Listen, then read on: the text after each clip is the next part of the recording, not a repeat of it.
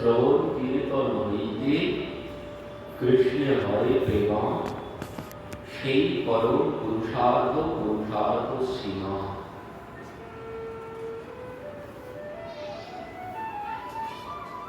সাধ্য সাধন রায় রামানন্দ সংবাদে যে সাধ্য সাধন সবিস্তারে আলোচনা হচ্ছে, সেই সাধ্য সাধন মহাপ্রভু এখানে সার সংক্ষিপ্ত বলছে। মহাপ্রভু বলছে, ওখানে রায় রামানন্দজি বলেছে, এখানে মহাপ্রভু বলছে সাধ্য সাধন। সেই মাধবাচার্যজি শিষ্যদেরকে উপলক্ষ করে আমাদেরকে তিনি শিক্ষা দিচ্ছেন। প্রভু কহে শাস্ত্রে কহে, শ্রবণ কীর্তন কৃষ্ণ প্রেম সেবা ফলে পরম সাধন। সাধ্য সাধন কি বললেন? ওইখানে তো অনেক বিস্তারিত আলোচনা মাথার মধ্যে নাও যেতে হয়, তো তার জন্য সংক্ষিপ্ত আকারে মহাপ্রভু এখানে বলছেন সাধ্য সাধন কি হবে জীবিত। কি বললেন? শাস্ত্র কহে শ্রবণ কীর্তন কৃষ্ণ প্রেম সেবা ফলে পরম সাধন। এই হচ্ছে সাধ্য সাধন। কৃষ্ণ প্রেম এটাই হচ্ছে আমাদের সাধ্য। আর সেই কৃষ্ণ প্রেম পাওয়ার জন্য কি করতে হবে? শ্রবণ কীর্তন, সেটাই হচ্ছে সাধনা। এই হচ্ছে সাধ্য সাধন তত্ত্বের সার কথা। মহাপ্রভু এখানে সার কথা বললেন। তো কি বললেন? মহাপ্রভু বলছেন যে দেখো, শ্রবণ কীর্তনের দ্বারাই প্রেম ভক্তি লাভ করা যাবে। শ্রবণ কীর্তন হইতে কৃষ্ণে হয় প্রেম, সেই পরম পুরুষার্থ সীমা। এই হচ্ছে শেষ সীমা। পুরুষার্থের একদম শেষ সীমা হচ্ছে প্রেম ভক্তি। এটি হচ্ছে সাধ্য সাধ। তো তার জন্য শ্রবণ কীর্তনই হচ্ছে একমাত্র সাধনা। তো এখানে প্রহ্লাদ মহারাজের কথাও বললেন মহাপ্রভু। প্রহ্লাদ মহারাজ যে নবদা ভক্তির কথা বলেছে, শ্রবণম কীর্তনম বিষ্ণু স্মরণম পাদ সেবনম অষ্টনম বন্দনম দাস্য সত্য আত্মনিবেদনম ইতি পুংসার্পিতা বিষ্ণু ভক্তিশ্চিত নবলক্ষণাঃ ক্রিয়তে ভগবত্যধ্য তন্মধ্যে ধীত উদ্যমঃ। বললেন এই শ্রবণ কীর্তন উদ্যম কখন হবে? নবদা ভক্তি অঙ্গ যাজন। বললেন যে কোনো একটি, নয়টি প্রয়োজন নেই, যে কোনো একটি অঙ্গ। এক অঙ্গ সাধিকেও সাধে বহু অঙ্গ, নিষ্ঠা হইলে উপজে প্রেম তরঙ্গ। বললেন যে কোনো একটিতে যদি তোমার নিষ্ঠা হয়ে যায়, তাহলে তুমি প্রেম ভক্তি লাভ করে যাবে সেই একটি অঙ্গের দ্বারা। আর ৯টি অঙ্গ আমি যাপন করছি, কিন্তু কোনোটাতেই আমার কোনো নিষ্ঠাও নেই, শ্রদ্ধাও নেই, বিশ্বাসও নেই। এইভাবে যদি আমি নবদা ভক্তি অঙ্গ যাপন করি, নিষ্ঠা একটি, আরেকটি কি, যদি আমি উদ্দেশ্য নিয়ে শ্রবণ কীর্তন পূজন যা কিছু করি, তাদের কোনো ফল হবে। আমার যদি উদ্দেশ্য থাকে মুক্তি মুক্তি, যদি উদ্দেশ্য থাকে শ্রবণের মধ্যে, অর্চনের মধ্যে, পূজনের মধ্যে, কীর্তনের মধ্যে, যদি আমার উদ্দেশ্য থাকে, তাহলে কিন্তু প্রেম ভক্তি সম্ভব নয়।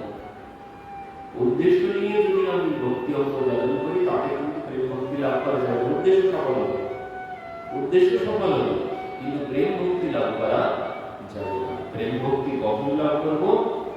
বললেন যে শ্রবণ কীর্তন যা কিছু করি, অর্চন পূজন বন্ধন যা কিছু করি, এই নিজের ইহকালের পরকালের কল্যাণের জন্য নয়।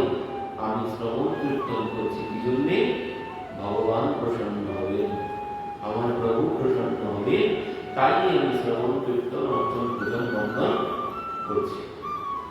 অন্য যদি উদ্দেশ্য থাকে, তাহলে উদ্দেশ্য সফল হবে, প্রেম ভক্তি লাভ করা সম্ভব নয়।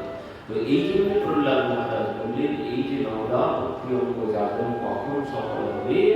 যখন ক্রিয়তে ভগবত্যর্থ তন্মধ্যে ধীত উদ্যমঃ, সব ভগবানের প্রসন্নতার জন্য, নিজের ইহকাল পরকালের সুখের জন্য নয়। যখন ভগবানের প্রসন্নতার জন্য আমরা ভক্তি অঙ্গ যাপন করব, তখনই সেটি হবে শ্রেষ্ঠ, তার দ্বারাই প্রেম ভক্তি লাভ হবে। তো আমরা গত প্রসঙ্গে শ্রবণ কীর্তন শ্রবণ করছিলাম। শ্রবণ হচ্ছে স্মরণ, স্মরণ হচ্ছে আবার 5 প্রকারের স্মরণ।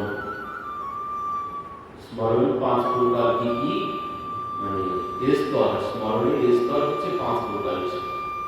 কি কি বললেন? স্মরণ, ধারণা, ধ্যান, ধ্রুবানুস্মৃতি আর সমাধি। প্রথম হচ্ছে স্মরণ। প্রথমে স্মরণ কেমন বলছে? ভগবানের লীলা সম্বন্ধীয় যৎকিঞ্চিৎ চিন্তন, সেটি হচ্ছে স্মরণ। সামান্য কিছু যদি আমি চিন্তা ভাবনা করি তো সেটি স্মরণ। পরবর্তীতে বলছে ধারণা। ধারণা হচ্ছে অন্য সমস্ত বিষয় হইতে চিত্তকে আকর্ষণ করিয়া ভগবানের লীলাতে মন দেওয়া। অন্য সমস্ত কিছু বাদ দিয়ে শুধুমাত্র লীলা চিন্তন, সেটি হচ্ছে ধারণা। আর ধ্যান, বিশেষ রূপে রূপ আদির চিন্তনকে বলে ধ্যান। ভগবানের রূপের চিন্তন তাকে বলে ধ্যান। ধ্রুবানুস্মৃতি বললেন অমৃত ধারার ন্যায় অবিচ্ছিন্ন যে চিন্তন, অবিচ্ছিন্ন যে চিন্তন, একদম লীলার মধ্যে সম্পূর্ণরূপে ডুবে গিয়ে অবিচ্ছিন্ন ধারা, অহৈতুক্য অপ্রতিহতা, মানে ধারা বন্ধ হলো না, একদম অপ্রতিহত হয়ে যখন বইতে থাকবে স্মরণ চিন্তন, অপ্রতিহত হয়ে মাঝখানে অন্য কোনো চিন্তা ভাবনা, অন্য কোনো কিছু আসবে না, সেটি হচ্ছে ধ্রুবানুস্মৃতি।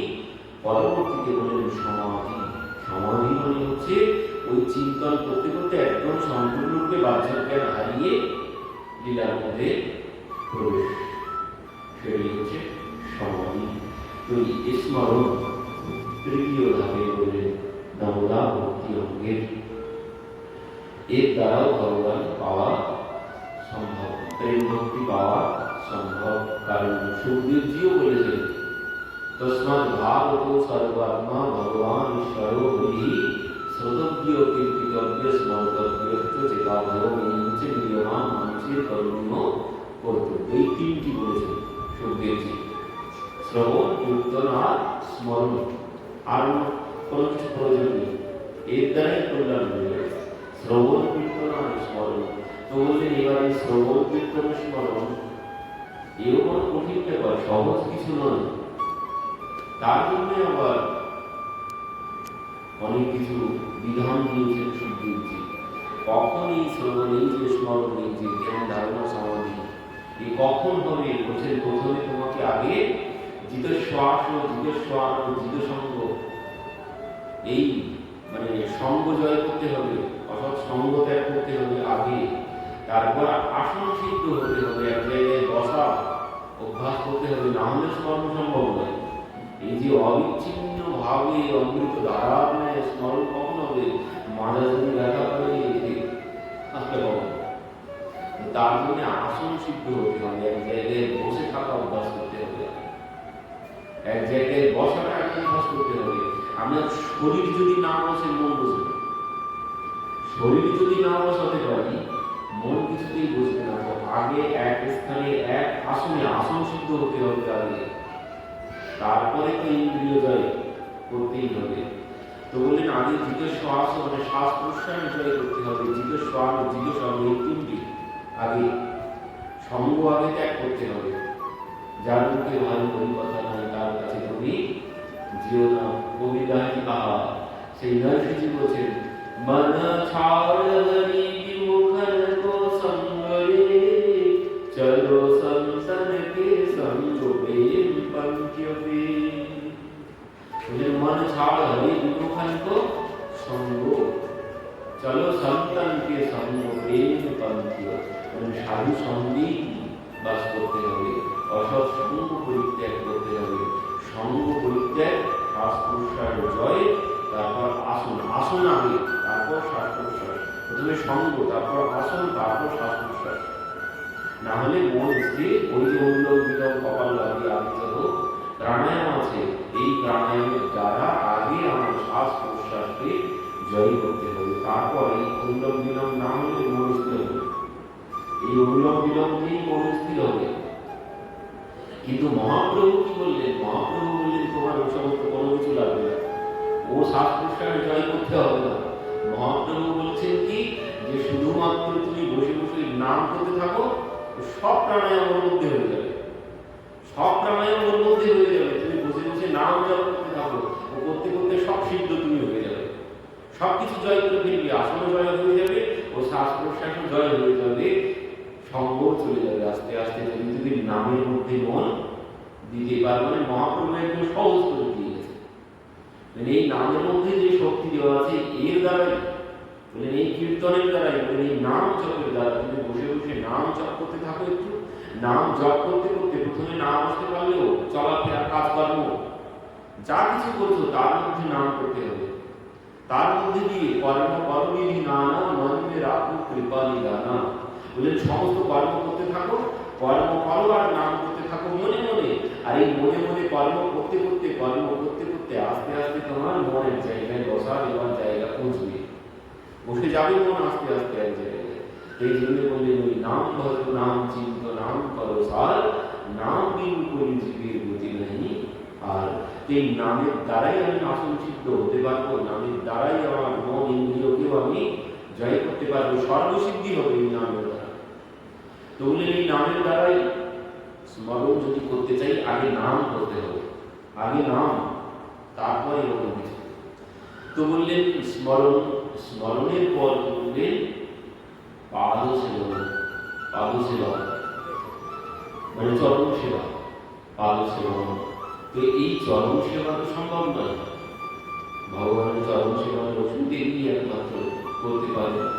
তো চরণ সেবা আমাদের দ্বারা সম্ভব নয়। তো চরণ সেবার মধ্যে কি কি করছে, যে একটু গুরুত্বপূর্ণ বিষয়, সবাই বুঝি আমরা চরণ সেবা মানে পাদ সেবা না, এই জন্য মানে অনেকের মধ্যে করেছে পাদ সেবনটা কি। পাদ সেবন হচ্ছে দর্শন, ভগবান দর্শন, ওটা পাদ সেবনের মধ্যে পড়ে। স্পর্শন, বিগ্রহ স্পর্শ করা পাদ সেবনের মধ্যে পড়ে। সব জায়গায় তো বিগ্রহ স্পর্শ করা যাবে না, একমাত্র ভারতবর্ষের মধ্যে এক জায়গাতেই আছে মহারাষ্ট্র, পাণ্ডুরনাথ, ওখানে সবাই স্পর্শ করতে পারে, আলিঙ্গন করতে পারে, ভগবানকে গিয়ে জড়িয়ে ধরতে পারে। আর সেখানে কিন্তু কোনো বিগ্রহ নয়, স্বয়ং ভগবান দাঁড়িয়ে আছে, স্বয়ং ভগবান দাঁড়িয়ে আছেন, বিগ্রহ নয়, স্বয়ং ভগবান। ওই ভক্তই বর চেয়ে নিয়েছিলেন, পুণ্ডরী বর চেয়ে নিয়েছিলেন প্রভু। এখানে কোনো বিধি বিধান থাকবে না, যেই আসবে তোমাকে স্পর্শ করবে, যেই আসবে সেই তোমাকে আলিঙ্গন করতে পারবে। ভগবান বললেন তথাস্তু তাই করবে। তো ওইখানে আলিঙ্গন পর্যন্ত করা যায়, কিন্তু পরবর্তীতে ওরা নিষেধ করা হয়েছে শুধুমাত্র স্পর্শ, চরণ স্পর্শ করা যাবে। এটি পাদ সেবন। আর কি পরিক্রমা, আমরা যে পরিক্রমা করি ভগবান মন্দিরে চারবার, এটি পাদ সেবন ভক্তির মধ্যে পড়ে। আর তীর্থ ভ্রমণ, এটিও পাদ সেবনের মধ্যে পড়ে। তুলসী সেবা, এটিও পাদ সেবন ভক্তির মধ্যে পড়ে। আর সব থেকে যেটি পাদ সেবন ভক্তি, সেটি হচ্ছে বৈষ্ণব সেবা। বৈষ্ণব সেবা, বৈষ্ণবের চরণ সেবা করলেই ভগবানের পাদ সেবা হয়ে যাবে। বৈষ্ণবকে ভোজন করালেও পাদ সেবন হয়ে যাবে। আর এটি হচ্ছে সব থেকে শ্রেষ্ঠ পাদ সেবন। ভগবান অত্যন্ত প্রসন্ন হন, কারণ তিনি যা মানে তার ভক্তকে যিনি ভালো বাসবেন, ভক্তকে ভালো না বাসবে কিছুতেই ভগবান প্রসন্ন হবে। ভগবানকে পেতে গেলে ভক্তকে ভালোবাসতে হবে, ভক্তের সেবা করতে হবে, ভক্তের মধ্যে দিয়েই ওই সেবা ভগবান গ্রহণ করবে। তো এই হচ্ছে পাদ সেবন, ভক্তির মধ্যে সর্বশ্রেষ্ঠ হচ্ছে ভক্ত সেবা। তার জন্য সেই ত্রিলোচন দাসজির সেবা কি ভক্ত সেবা করা, সাধু সন্ত ডেকে এনে বাড়িতে ভোজন করানো, সাধু সন্ত ডেকে এনে তাদেরকে ভোজন করানো। পরবর্তীতে সবাই জেনে গেল এখানে গেলে প্রসাদ পাওয়া যাবে। তো সবাই প্রত্যহ সমস্ত ভক্তবৃন্দ ওনার বাড়িতে আসতেন। তো স্বামী স্ত্রী দুইজনা মিলে রান্না বান্না করে ওই সাধু সেবা করতেন। কোনো সন্তান ছিল না।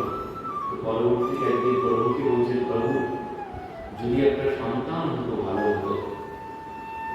বলছেন, প্রভু তাও আমি চাচ্ছি না তোমার কাছে, তাও আমার চাওয়া নেই, চাওয়া হচ্ছে একটাই, যদি একজন আমাদের মতো ভক্তের সেবাকারী একজন বাড়ির কাজের লোক পেতাম তাহলে খুব ভালো। তো কি হলো, সেখানে ভগবানই তার বাড়ির কাজের লোক হয়ে গিয়ে 13 মাস অন্তর্যামী রূপে কাজ করত। কেন? তার ব্রত হচ্ছে ওই ভক্ত সেবা করা। এই জন্য ভগবান তার বাড়িতে গিয়ে 13 মাস চাকরের কাজ করেছেন। আর কত প্রমাণ আছে। একজন ভক্ত ছিলেন, নাম হচ্ছে হরপালজি। তো এই হরপালজি ইনি বিবাহ করবেন এমন কোন পাত্রী খুঁজে পাচ্ছেন না। তো এনার এক আত্মীয় একদিন এক পাত্রীর সন্ধান দিয়েছে, মানে ইনি খুব বড় ভক্ত। তো এই জন্যে এনার চাওয়া ছিল, আমার মতো যিনি ভক্ত হবে, ভগবানের ভক্ত হবে, তাকে আমি বিবাহ করব। তো কাউকে খুঁজে ঠিক করে মতো ভক্ত তিনি আর খুঁজে পাচ্ছেন। তো একদিন একজনের সংবাদ পেয়েছে, ওনার এক আত্মীয় ওনাকে সংবাদ দিয়েছে যে একজন ভক্তিমতী কন্যার সন্ধান পাওয়া গেছে। তো ইনি তাকে দেখতে গিয়েছেন। তো দেখতে যখন গিয়েছেন, দেখে তো মানে খুব বড় ভক্তিমতী তিনি, দেখে এরা খুব পছন্দ হয়েছে। তো তিনি বলছেন যে দেখুন, আমার একটি শর্ত আছে, আমি আপনাকে বিবাহ করতে পারি, তবে একটি শর্ত আছে, যদি আপনি আমার শর্ত মেনে নেন তাহলে আমি আপনাকে বিবাহ করব। কি শর্ত? বলছেন, প্রত্যেক দিন বাড়িতে 1000 করে সাধু সেবা দিতে হবে। প্রত্যেক দিন 1000 করে সাধু সেবা দিতে হবে, বাড়িতে ভোজন করাতে হবে। এই পাত্র ইনি কোনো কাজ করো কিছু করে না, কাজই ভগবানের নাম করা, কাজ কর্ম কোনো কিছু নেই। তো ভাবছেন কি করে চালাবো, সম্ভব তো নয়। কি করে প্রত্যেক দিন 1000 সাধু সেবা করানো কি যার ব্যাপার নেই। তো ভাবছেন সবই প্রভুর ইচ্ছা, প্রভু যদি চান তো হয়ে যাবে। আর এই কন্যা হাতছাড়া করা যাবে না, এমন ভক্তিমতী কন্যা হাতছাড়া করা যাবে না।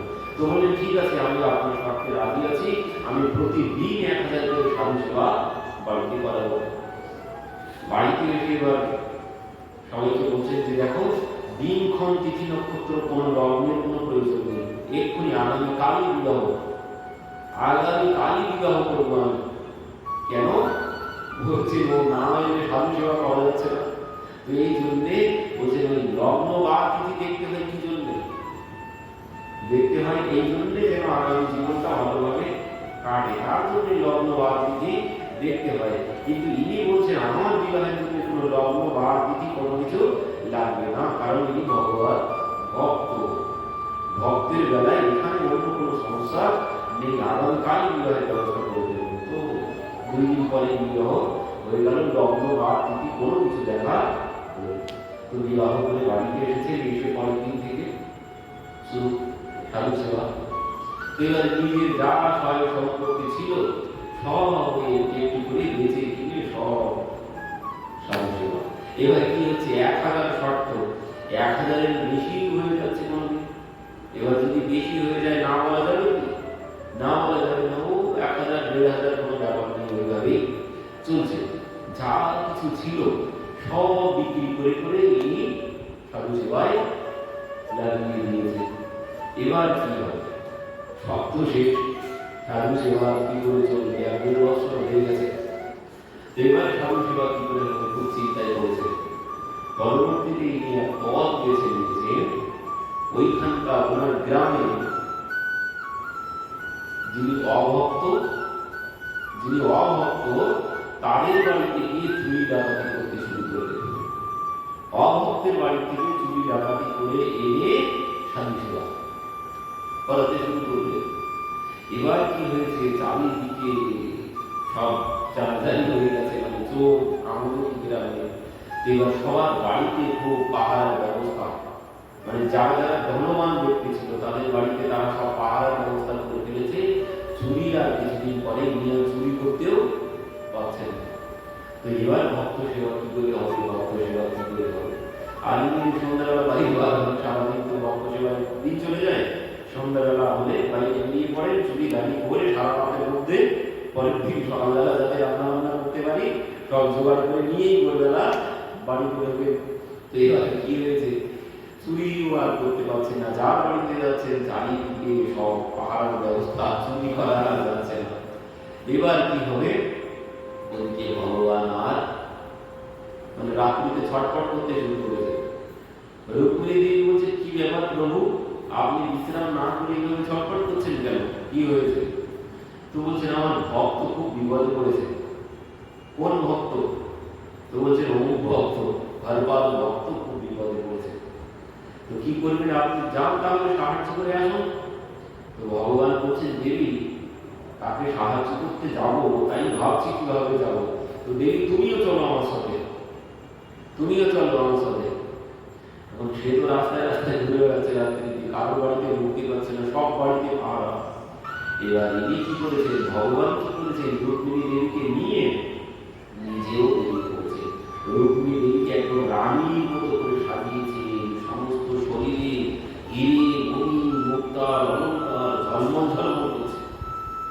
আর ভগবান কি করেছেন, সেই বড় শেঠজি সেজেছেন, বিশাল মণিওয়ালা, বয়স্ক 40-45-50 বছর বয়স, হাতে লাঠি নিয়ে ওই আগেকার দিনে শেঠজিরা ঘুরতে ওই বড় হাতে লাঠি নিয়েছেন, এই মোটা স্বর্ণের লাঠি, সোনা হিরে মণি মুক্তা বসানো একখানা লাঠি, আর গলায় স্বর্ণ হিরে মণি মুক্তার মালা করেছেন, এই মোটা মোটা সোনার চেন, সমস্ত শরীর এই পর্যন্ত ঢাকা, সব অলঙ্কারে, হাত চারিদিকে শরীর পুরো স্বর্ণের অলঙ্কার, হিরে মণি মুক্তার অলঙ্কারে পুরো ঢাকা, শরীর ঢাকা, শুধু পরনে একটি বস্ত্র, আর পুরো শরীরটাই অলঙ্কারে সুসজ্জিত। এবার ওই যে পথ দিয়ে যাচ্ছিল, হঠাৎ ওনার সম্মুখে এসে উপস্থিত। এবার হঠাৎ দেখছেন দুইজন ছমছম করতে করতে যাচ্ছে, এই দৌড়িয়ে কাছে গেছে, গিয়ে দেখছেন, বাপরে, আর যদি চুরি করতে পারি সারা জীবনেও আমার আর চুরি করতে হবে না, এদের কাছ থেকে এইগুলো নিতে পারলে আমার তো সারা জীবনের সারি সেবা হয়ে যাবে।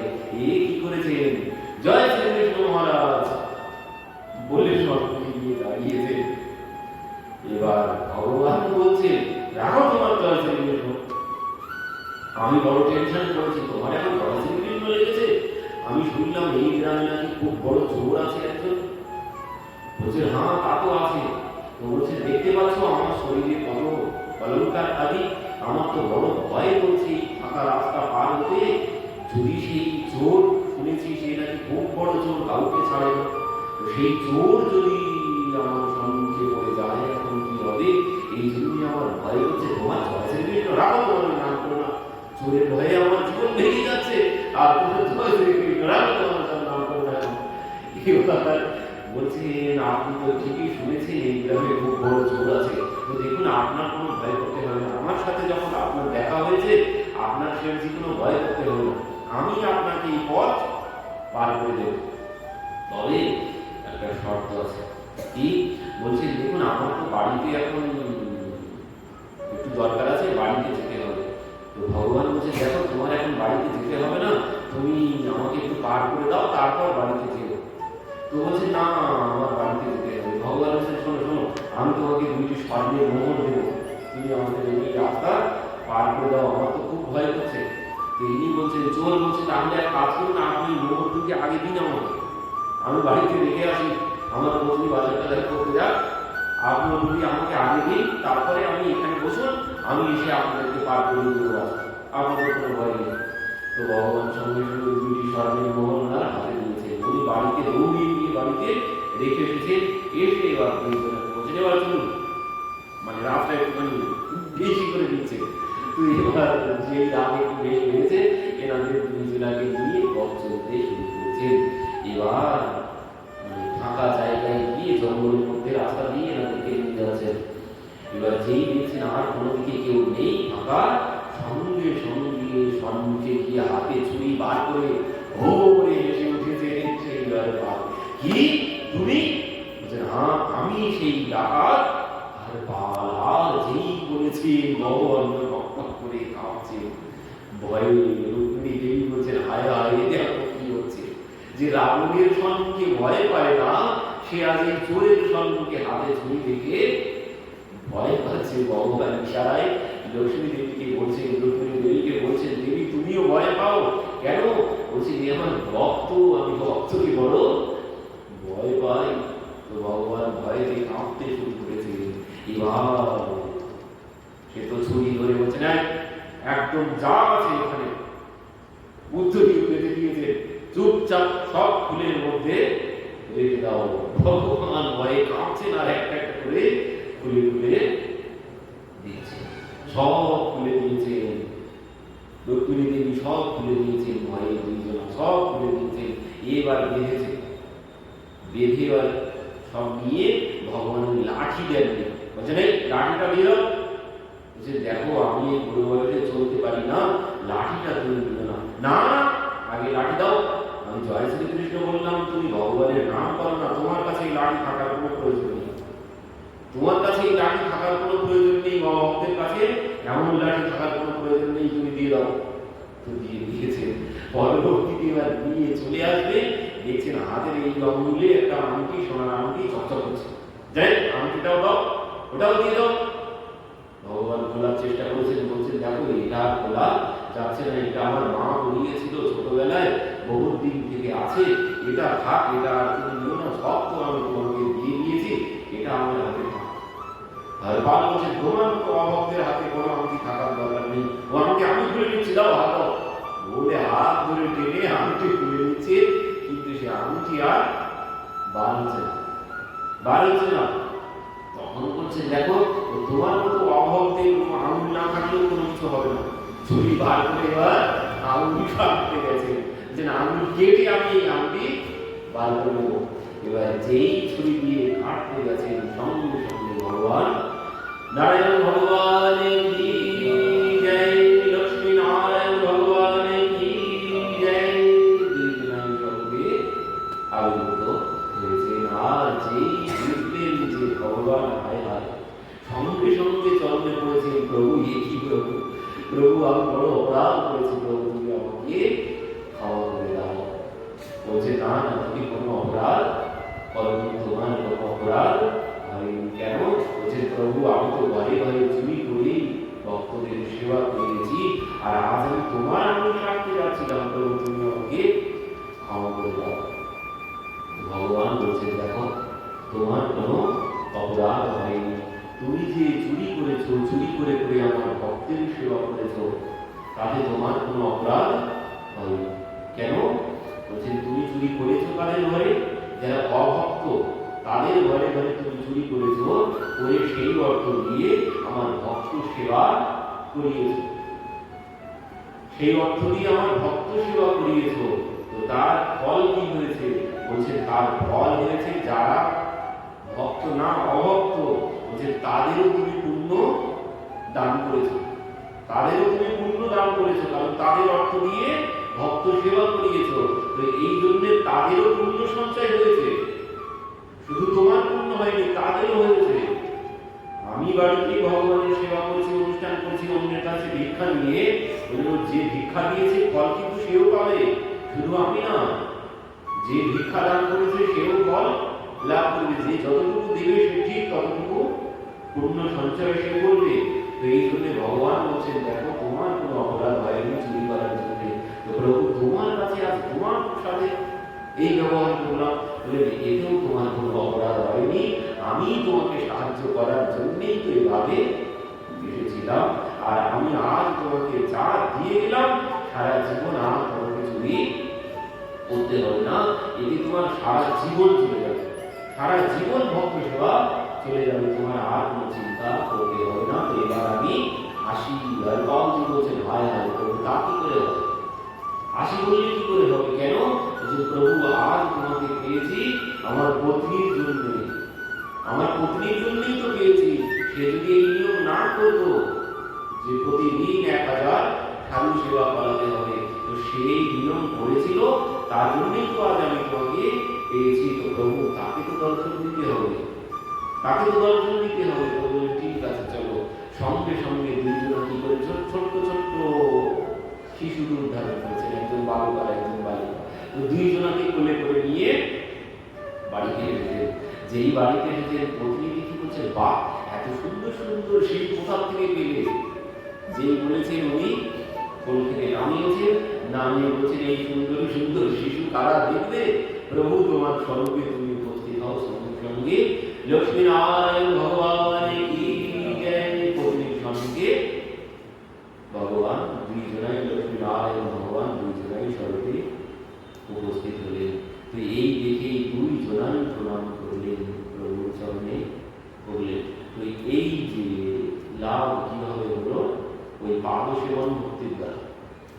পাদসেবন ভক্তির দ্বারা তাই ভগবানকে লাভ করলেন। আর এই পাদসেবনের মধ্যে সর্বশ্রেষ্ঠ হচ্ছে ওই সাধু সেবা। সাধু সেবা ভগবান অত্যন্ত প্রসন্ন হন, যিনি তার ভক্তের সেবা করেন। ভক্তের সেবায় সেই ধন্যা ভক্তের কথা আমরা শুনেছি। ধন্যা ভক্তের গমের ক্ষেত ভগবান নিজে গম বুনেছেন, বুনে গম ক্ষেত পাহারা দিচ্ছেন। কেন? ধন্যার কাজ ছিল সাধু সেবা করেন। আর এই সমস্ত কিন্তু এই কলিযুগের ঘটনা। এখান থেকে 600 বছর আগের কথা, সব মহারাষ্ট্রের কথা, সব মহারাষ্ট্রের ভক্তদের কথা। এখান থেকে 600 বছর আগে, বেশি দিন আগে তো নয়, এই যুগে। আর এই যুগেই ভগবান পাওয়া সব থেকে সহজ। এই যুগে অন্যান্য যুগের থেকে এই যুগে ভগবান পাওয়া সব থেকে সহজ। শুধুমাত্র চাই ওই নির্মল মনোজল সৌমোহে পাওয়া, মোহে কখনো ছল ছিদ্র না হওয়া। নির্মল হতে হবে, সহজ সরল হতে হবে, সেই কর্মবাহীর মতো অমন সহজ সরল হতে হবে। কর্মবাহী একদিনে পেয়েছে, নাম দিয়েছে 3 দিনে পেয়েছে।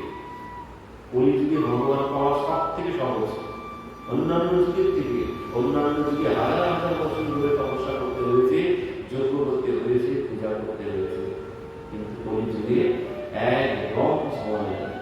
এই জন্যই ধন্য করি ধন্য নিদান চৈতন্য, পরম করুণা করি বিধির অগোচর, যেতে কবিকা প্রকাশের জগৎ করি। এই যুগে ভগবান কাছে আছে, আমি দূরে আছি। অন্য যুগে ভগবান দূরে ছিল, ভক্ত দূরে ছিল। মানে এই যুগে আমি দূরে আছি, ভগবান কাছে আছে, আমি দেখতে পাচ্ছি না, আমি দূরে আছি। কেন? আমি ওই ছল চাতুরি কপটতার মধ্যে ডুবে আছি, এই জন্য আমি তাকে পাচ্ছি না। আমি যখন সহজ সরল কর্মবাহীর মতো হয়ে যাব, ছোট্ট শিশুর মতো মনটা যখন হয়ে যাবে, সঙ্গে সঙ্গে ভগবান পেয়ে যাবে, সঙ্গে সঙ্গে মন নির্মল হয়ে যাবে। এই আর তার জন্যই মহাপ্রভু বললেন, ত্রাণী শুনছে তরুণীক সহিষ্ণুনা অমালীন মানবের কৃতজ্ঞ সদাবলী। এই কলিযুগে মন সরল করাটাই সব থেকে বড় কঠিন কাজ। কলিযুগে মনটা সরল করাটাই সব থেকে কঠিন কাজ। কলিযুগে বিশ্বাসটাই সব থেকে কঠিন। সরল না হলে বিশ্বাস হবে না, মন সরল না হলে বিশ্বাস হবে না।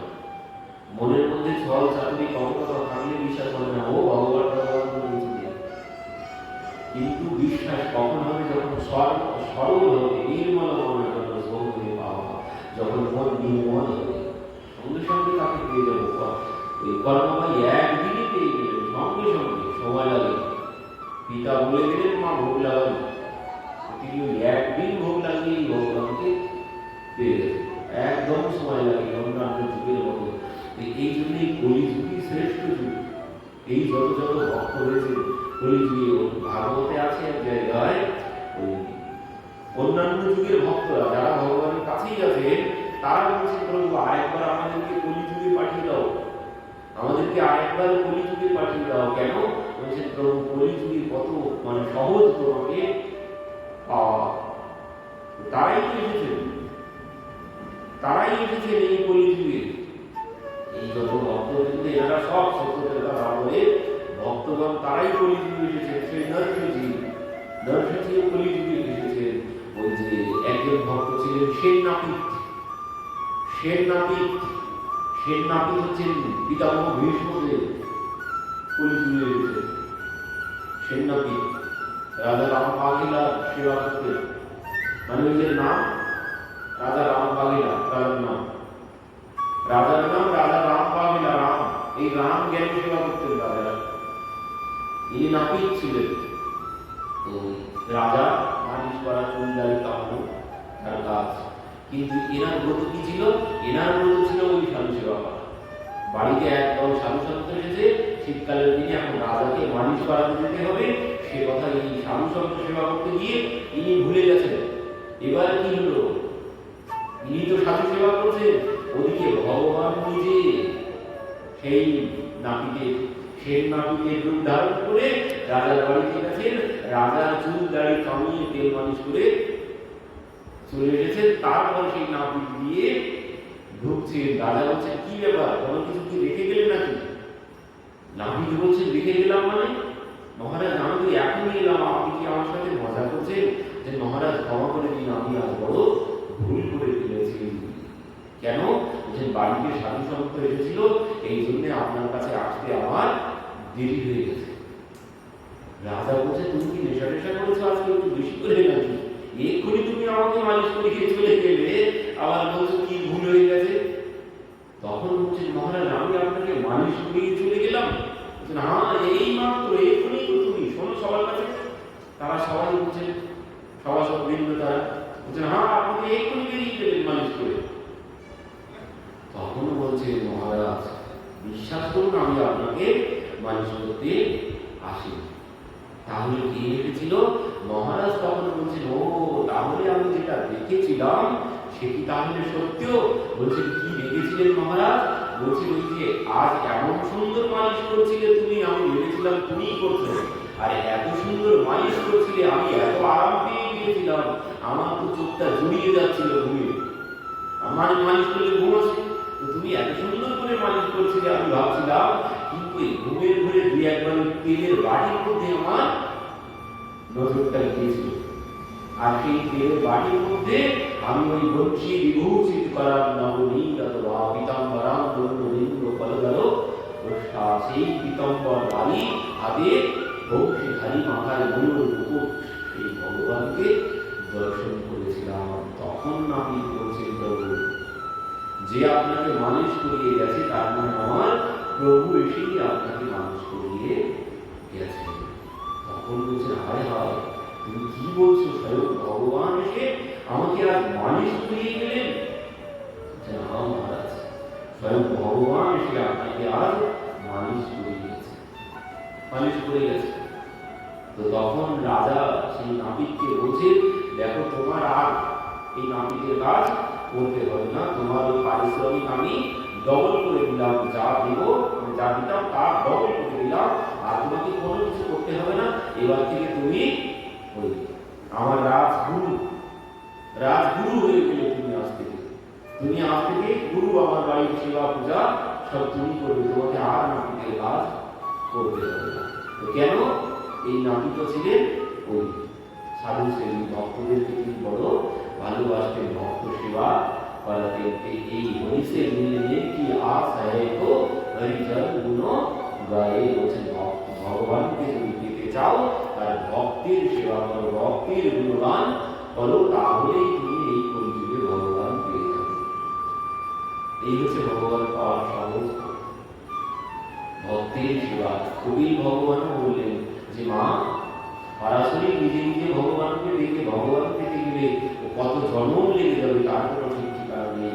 তবে সহজ একটি পথ আছে, সেটি হচ্ছে ওই ভক্তকে গিয়ে করতে হবে, তাহলেই ভগবানকে সহজে পাওয়া যাবে। যেমন কারেন্টের তারে কেউ হাত দিলে শক লেগে যায়, তো আর দ্বিতীয় ব্যক্তিকে আর তারে হাত দিতে হবে না, যার শক লেগেছে তাকে একটুখানি স্পর্শ করলেই ওই একই রকম একটা প্রমাণেও হয়ে যাবে। এই জন্য বলে ভক্তকে গিয়ে ধরো সরাসরি ভগবান পাওয়া যাবে না, আর সে গেলেও কত জন্ম লাগবে তার কোনো ঠিক ঠিকানা নেই। কিন্তু সহজে ভগবান পাওয়ার পথ হচ্ছে ওই সাধু সেবা, ভক্তের সেবা। এই জন্য বিদ্রাসীও বললেন, অহম হরে তব পাদৈক মূল দাস দাস বিকাশমি ভূয়। বলেন, প্রভু, আগামীতে যদি আপনার জন্ম হয়, তো তুমি তোমার ভক্তের তার ভক্তের দাসের দাসানুদাস করে আমাকে পাঠিয়ে।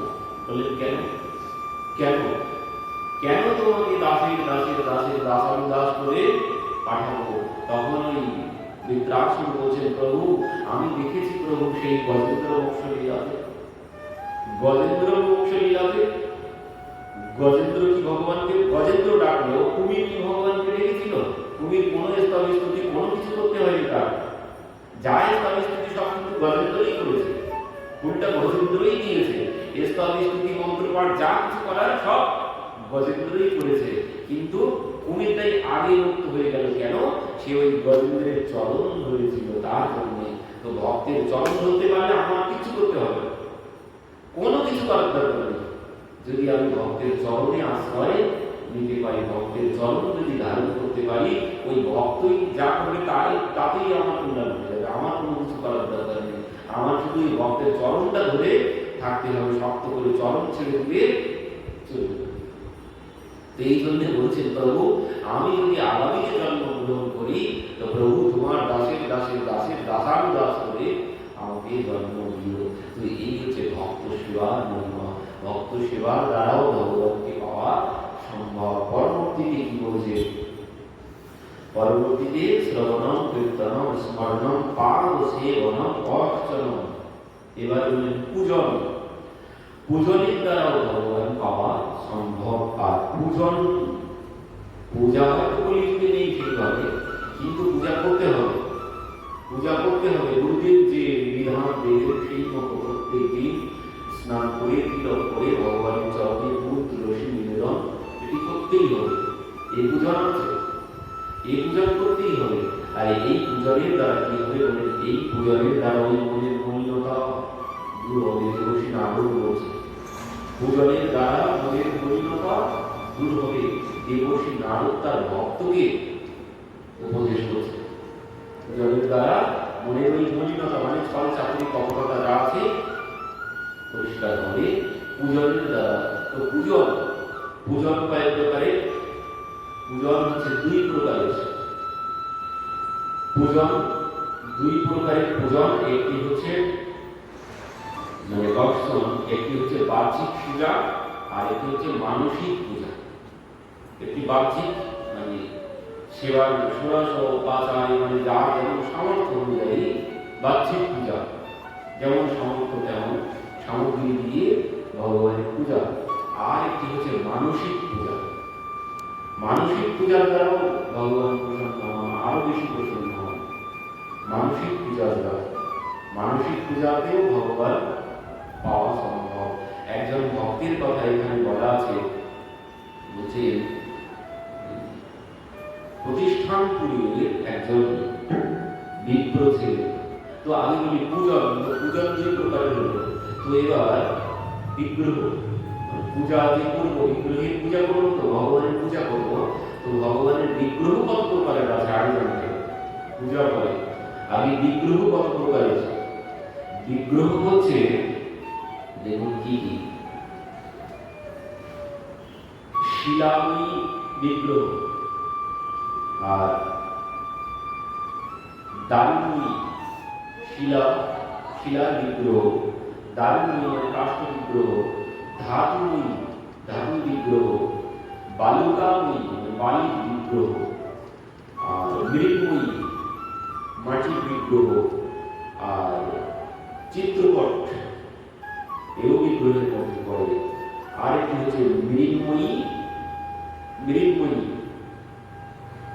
না মণিময়ী, মণি রত্নমণি মানে দিয়ে তৈরি যে বিগ্রহ। আরেকটি হচ্ছে মনোময়ী, এই হচ্ছে বিগ্রহ।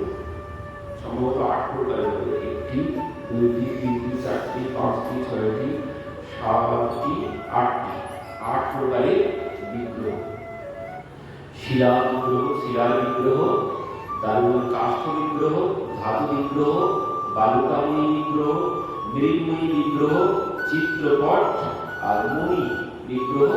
আর একটি হচ্ছে মনোময়ী বিগ্রহ, মানসিক মনে মনে বিগ্রহ রচনা করা যায়। একজন ভক্ত ছিলেন, তিনি ভগবান পাঠে শুনেছেন এই কথা যে মনে মনে ভগবানকে পূজা করা যায়। তো সেই ভক্ত কি করেছেন, ওই গোদাবরী দক্ষিণ ভারতে থাকতেন তিনি। তো কি করেছে, মনে মনে বিগ্রহ রচনা করেছে। বিগ্রহ রচনা করে সেই বিগ্রহকে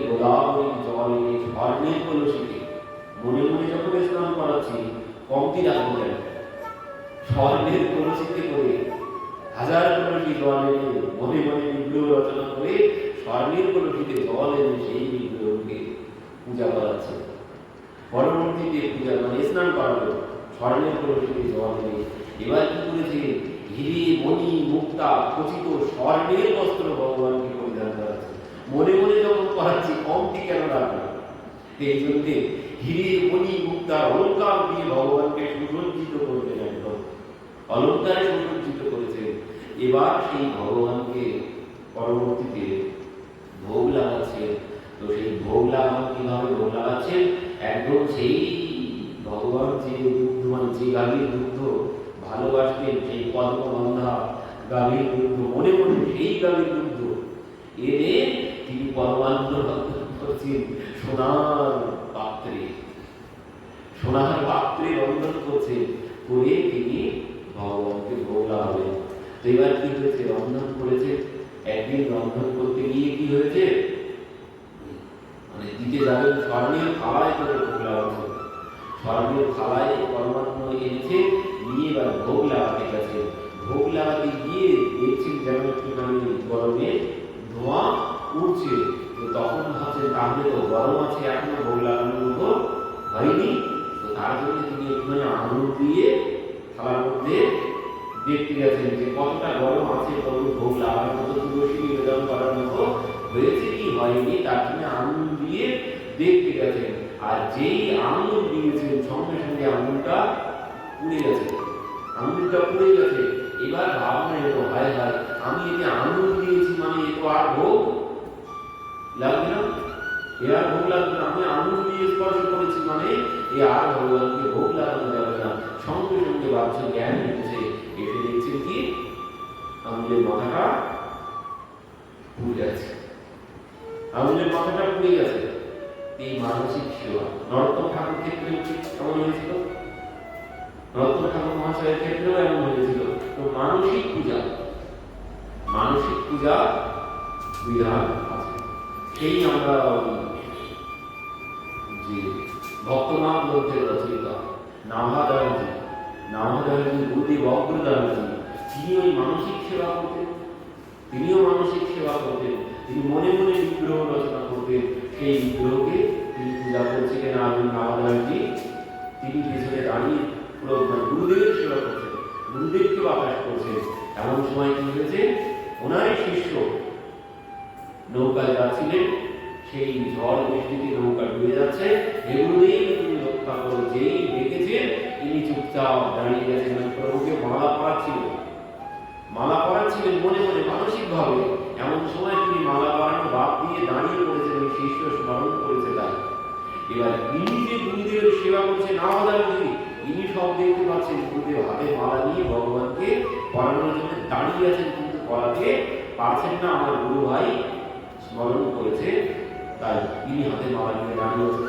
অনেক সময় দাঁড়িয়ে আছেন। তখন নাভাদায়জি বলছেন, ইনি এর মধ্যে কি করেছে? নাভাদায়জি ভগবানকে বললেন, প্রভু আমি এতদিন যে গুরু সেবা করেছি তার যে পুণ্য হয়েছে, আমার সেই পুণ্য আমি সব আমার গুরু ভাইকে দান করলাম। তুমি তার সংকট মুক্ত করে দাও। সঙ্গে সঙ্গে ঝড় থেমে গেছে, ওনার নৌকা চলতে শুরু করেছে। এদিকে গুরুদেবও এখনো পর্যন্ত দাঁড়িয়ে আছে। তখন নাভাদায়জি বলছেন, গুরুদেব আমার গুরু ভাই বিপদে পড়েছিল, তিনি এখন সম্পূর্ণরূপে বিপদ মুক্ত। আপনি এবার প্রভুকে মালা পরিয়ে দিন। আর যেই বলেছে মালা পরানো বাদ দিয়ে ইনি তো শিষ্যকে জড়িয়ে ধরেছেন। বলছেন, বাবা তুই কি করে জানবি? আমি যে প্রভুকে মালা পরাতে গিয়েছিলাম, পরাতে পারছিলাম না, হাতে নিয়ে দাঁড়িয়ে গেছি, তুই কি করে জানবি? তখন বললেন, তাতে গুরুদেব আমি কিছু জানি না, কিন্তু আমি দেখতে পাচ্ছিলাম যে আপনি হাতে মালা নিয়ে দাঁড়িয়ে আছেন। আর আমার গুরু ভাই আপনাকে স্মরণ করেছিল, আপনি সেই জন্য মালা পরাতে পারছিলেন না। বলছেন, আমি তো বুঝতে পারিনি যে কে আমাকে স্মরণ করেছে, কি জন্য আমি মালা পরাতে পারছিলাম না, কিন্তু তুই বুঝতে পেরেছিস যে আমারই কোনো শিষ্য বিপদে পড়েছে। তো বলছেন, বাবা এর মানে তুই এতদিন যে গুরু সেবা করেছিস তার জন্য তুই বিদ্যে ও শক্তি লাভ করেছিস, তার জন্য তুই সবকিছু এইভাবে জানতে পেরেছিস। তো তুই বাবা, আজ থেকে আমি তোকে আশীর্বাদ করছি, আজ থেকে আমি আশীর্বাদ করছি, কলিযুগের যত ভক্ত হয়েছে সেই ভক্তদের কথা তুই লিখতে শুরু কর। এই সেনাপতির কথা ইনি লিখেছেন, ওই হরপালজির কথা ইনি লিখেছেন। এনার জন্যই আমরা জানতে পারছি কলিযুগের ভক্তদের কথা। ইনি কিন্তু লেখাপড়া কোনো কিছু জানতেন না। বলছেন, গুরুদেব আমি লিখবো কি করে? বলছেন, আমি তো লেখাপড়া জানি না। বলছেন, বাবা তোমার কোনো লেখাপড়া জানতে হবে না, তুমি কলম ধরবে দেখবে সব হয়ে যাবে। তো এই যে গুরুর কৃপা, গুরু সেবা, গুরুর আশীর্বাদে তিনি কলিযুগের সমস্ত ভক্তদের কথা লিখলেন। তার জন্যই আমরা কলিযুগের ভক্তদের কথা আজ জানতে পারছি। তো এই হচ্ছে সেবা, পাদসেবন ভক্তির মধ্যে পেয়ে। আর পরবর্তীতে পূজনের কথা আমরা বলছিলাম। ওই মানসিক পূজার দ্বারাও ভগবান পাওয়া সম্ভব। আর কি বললেন, যে বাহ্যিক সেবা এবার সাধ্য মতো পূজার বিধান আছে। দেবর্ষি নারদ তার শিষ্যকে বলছেন বাহ্যিক পূজা। দেবর্ষি নারদ সহজ উপদেশ দিলেন সব থেকে তার শিষ্যকে। বলছেন, বাবা মানে শিষ্য এমনই, তার পিতামাতা কোনো কিছু নেই। বলছেন, আমি কি করে সেবা করবো? তো বলছেন, তুমি এক কাজ করবে, ওই যা খাবে দেখিয়ে খাবে, আর যা পান করবে ধুয়ে পান করবে। মানে শালগ্রাম ভগবান, ওনার কাছে শালগ্রাম ভগবান ছিল। তো বলছেন, ওই যা পান করবে ধুয়ে পান করবে। মানে আগের দিনে জল আর দুধ ছাড়া কোনো কিছু ছিল না। তো বলছেন, ওই যখন জল পান করবে ওই জলে স্নান করিয়ে সেই জল পান করবে। যখন দুগ্ধ পান করবে ওই দুগ্ধ দিয়ে প্রভুকে স্নান করিয়ে সেই দুগ্ধ পান করবে। আর যা খাবে ওনাকে দেখিয়ে খাবে। এই হচ্ছে তোমার পূজা। এইভাবেই পূজা করবে, এতেই প্রভু প্রসন্ন হবেন। তো সেই ভক্ত এত দুরবস্থা ছিল, তার পিতা মাতা কোনো কিছু ছিল না। আজ তো সময় নেই, অনেক বড় চরিত্র আমরা আগামী শ্রবণ করব। সেই ভক্ত কি করতেন, মানে একটা পরনে পোশাকও পর্যন্ত তার নেই, এমন অবস্থা। তো সেই শালগ্রাম ভগবানকে কি করতেন, ওই মুখের মধ্যে পুড়ে রেখে দিতেন। ওই যা খেতে মুখ দিয়েই তো যাচ্ছে, পান করলে মুখ দিয়েই যাচ্ছে, মানে প্রভুকে স্পর্শ করেই যাচ্ছে, ওতেই প্রভু ধোয়া হয়ে যাচ্ছে। মানে এত সরল নির্মল সহজ বিশ্বাস, এমন নির্মল। বলছেন, রাখার মতো কোনো কিছু নেই, তার ঘর বাড়ি কোনো কিছু নেই, ওই রাস্তায় ঘুরে বেড়াতেন, পরন্ত কোনো কিছু নেই। তো তিনি ওই ভগবানের সেবা করতেন, ওইভাবে মুখের মধ্যে রেখে দিয়ে ভগবানের সেবা। আমরা আগামী দিন শ্রবণ করবো এনার